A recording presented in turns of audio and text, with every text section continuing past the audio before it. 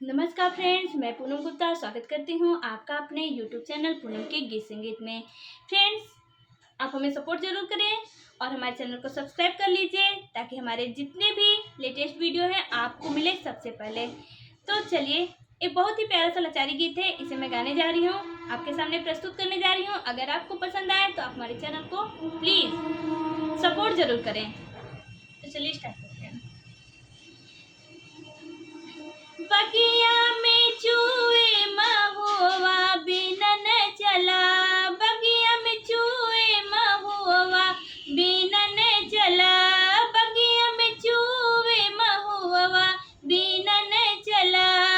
सास बिनवावे ससुर बिनवावे, सास बिनवावे ससुर बिनवावे, सैयमरे सनकारी भीतर चला, सैयमरे सनकारी भीतर चला।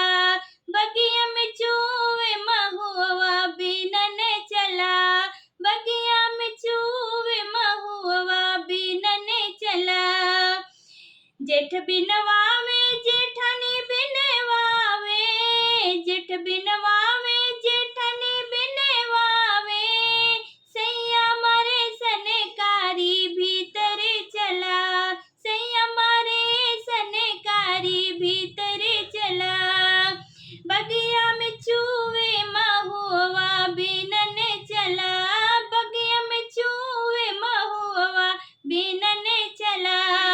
ननद बिनवावे ननदोई बिनवावे, ननद बिनवावे ननदोई बिनवावे, सैया मरे सनकारी बिनन चला, सैया मरे सनकारी बिनन चला।